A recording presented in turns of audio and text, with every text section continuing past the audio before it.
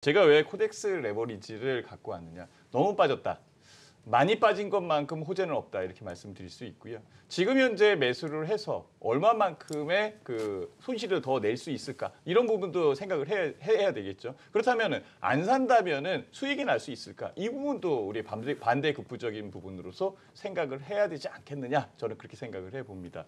지금 현재 코덱스 레버리지 같은 경우에는요 굉장히 많이 내렸고 한국 지수가 내려와 있는 부분을 대변하고 있는 그런 상황이죠. 근데 왜 코덱스 레버리지 지금 사야겠느냐? 반등할 것 같으냐? 그럼 반등할 수 있는 여건에 그 위치를 주고 있는 것과 그 근거는 뭐가 있느냐? 저는 이것을 여러분들한테 말씀을 드리고 싶어요.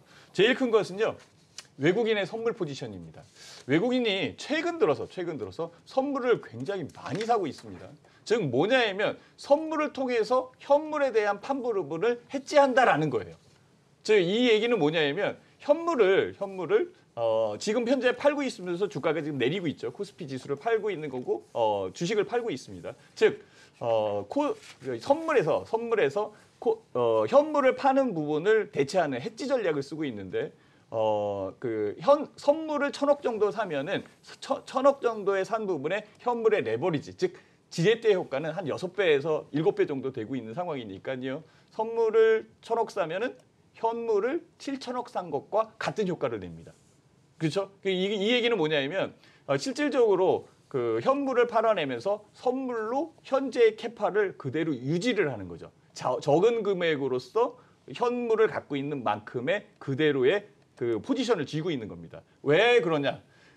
외국인들 같은 경우에는요 주가가 내리고 있는 상황에 숏 전략을 쓰고 있으면서 주가를 하락에 의해서 수익을 내고 있는 그런 상황이었었는데요. 지금은 뭔가 반등할 것이다라는 그런 생각을 하고 있는 거예요. 반등하고 상승할 수 있는 여건이 있다라고 생각을 하고 있는 거예요. 그래서 현물을 팔면서 숏 전략을 유지하고 있지만은 선물 쪽에서 그만큼의 규모를 그대로 사고 있다는 거죠. 즉 주가가 반등해주면은 현물 판 부분의 손실분을 어디서 획득을 하냐면 선물을 산 부분에서 획득하는 거죠. 그렇다면 지금 현재는 캐파와 그 규모가 똑같다라고 생각한다면 반등을 염두에 놓고 선물을 파는 부분만큼 그보다도 훨씬 더 크게 선물을 매수하고 있는 그런 여건이겠죠. 그렇다면 바로 그 숏 전략에서 롱 전략으로 바뀔 수 있는 그런 여건이 만들어지는 겁니다. 즉 10월 달 초에 외국인들이 팔기 시작한 것은요. 9월 달에 즉 추석 전후로 해서 외국인들이 사기 시작했었던 부분부터 생각을 해야 됩니다.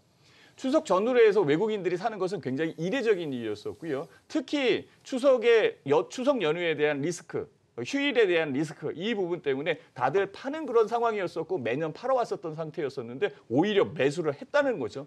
매수를 왜 해놨느냐? 팔기 위해서 매수를 한 거죠. 그러니까 10월 달에 들어오면서 계속 팔면서 숏 전략에 의해서 다 내려놓고 내리는 부분에서 수익을 취한 거죠. 이제는 뒤바뀌어야 된다라고 생각을 하는 겁니다. 그러다 보니까 현물 파는 부분은 그대로 유지되되 선물을 더 매수를 하면서 그 캐파를 크게 유지하고 있는 이 요건이 바로 외국인의 전략적인 금융공학에서 나온 것이다라고 저는 보고 있습니다. 그렇다면 곧 반등할 수 있는 여건이 만들어질 거고 반등하는 시기는 내일 아니면 내일 모레 아니면 그 다음날 오더라도 분명히 온다는 거죠. 제가 보기에는 10월 달 안쪽으로 올 가능성이 아주 높다라고 생각합니다. 그렇다면 지금 코덱스 레버리지를 사지 못한다라고 한다면 사실 어떤 주식도 못 사는 그런 여건이 될 겁니다.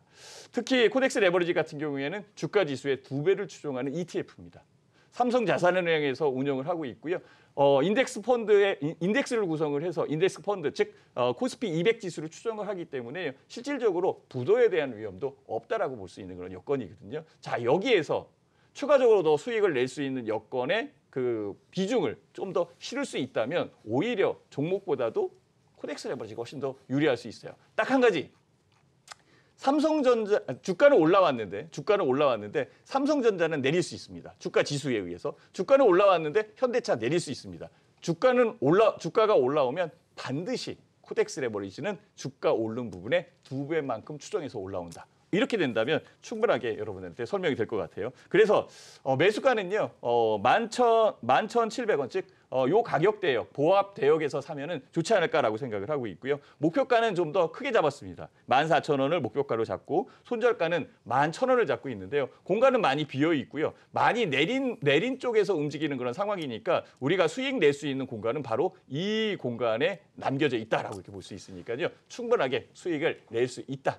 매수 괜찮지 않을까라고 해서 제시를 해봅니다.